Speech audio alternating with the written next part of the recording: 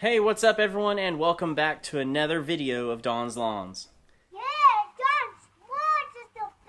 In today's video, we're going to be here in the garage because it's a little windy, but we're going to be talking about spring lawn tips for your southern lawns.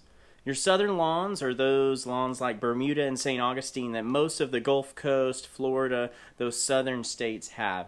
So if you have one of those lawns, stay tuned because I got 5 tips for you today. If you're new to my channel, please consider hitting that like button, tap and subscribe down below, and also finding me on Instagram and Twitter at DonsLawns1. I also put out a little grilling content there, smoking meats and things of that sort as well. I dabble in the lawn father type, lawn dad type stuff, so if you're interested in any of that, or you're another lawn geek like myself, please look me up on Instagram and Twitter and subscribe. Follow me there as well. The first tip that I have for you to do in the spring for your lawn, and this is for southern lawns, I recommend cutting your grass a little bit shorter, just a little bit.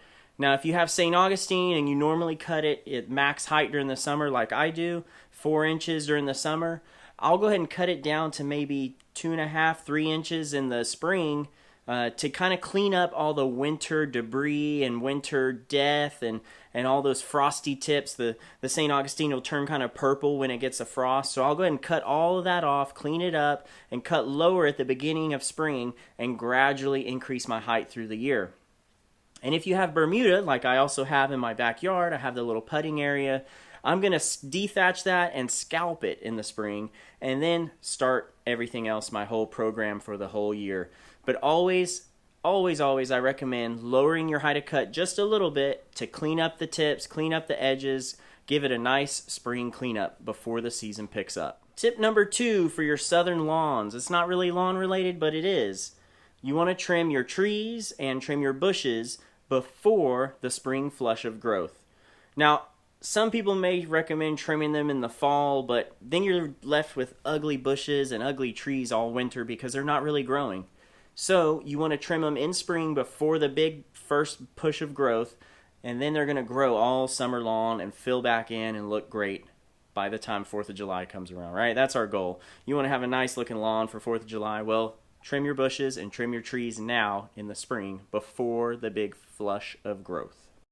Tip number 3 is probably one of the most important tips that anyone will ever tell you, and that is to apply your pre-emergent.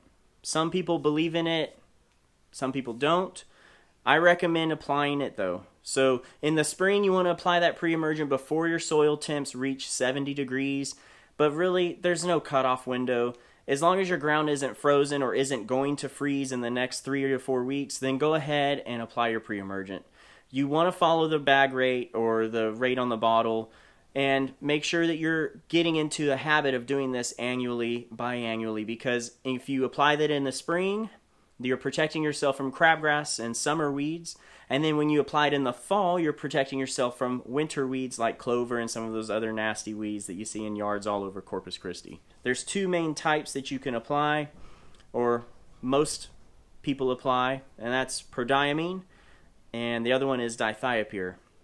I have a bag of dithiopyr based pre-emergent that I got at Lowe's. It was like $25. It's a 007. And then I also have a bottle of prodiamine, and it's just very small wettable granules that you'll mix up, very light, small amount, mix it with warm water, and then you'll apply it on the grass with a sprayer. So those are your options, the 2 main options for southern lawns, prodiamine and dithiopyr. So step number 3 was pre-emergent. Step number 4 is to fertilize. Don't get the 2 confused. Pre-emergent is for your weed control, and you're trying to prevent future weeds from coming up. Fertilizer is for what you have growing in the lawn right now, and that's all of your great Bermuda and your St. Augustine and all your other grasses that you may have growing. You want to fertilize them in the spring. I recommend using something with a higher potassium level like the Yard Mastery Stress Blend. You can find that linked down below in the description of this video. I'll have that down there at the Yard Mastery store link. You can also use any fertilizer, but I'm recommending that one because it has a higher level of potassium, and that higher level of potassium is going to really help your lawn recover from all of the winter, cold, bitter weather that we may or may not have had, depending on where you live. and it helps really bolster and strengthen up your plant, which is your grass, and gives it an opportunity to start the seasons very strong and really kick this season off right. So you've done your pre-emergent, you've done your fertilizer. There's only one tip left, and that's tip number 5, and that's to water. You want to water, water, water. The spring is the time to start your watering season, start your watering schedule, and get in the habit of watering once, maybe twice a week, really deep. They recommend a half to 1 inch of water per week. You can use the tuna can test, which I have a video, I'll have it linked above, of how to measure how much water you're putting on the lawn.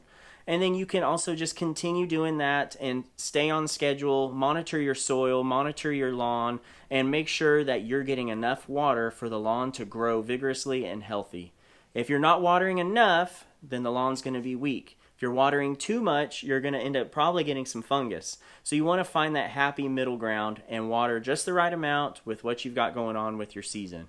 Sometimes if we're having a dry spell in the coastal bend, we're going to water a little bit more. And then during hurricane season, we may be getting more rain and we don't have to water as much. So it just depends on what you've got going on, but always start the watering process. Don't wait until summer to water your lawn. Well, I hope you enjoyed today's video. As always, hit that like button, tap subscribe down below, and you can find me on Instagram and Twitter at DonsLawns1. Hope to see you guys in the next video. Best of luck in the lawn.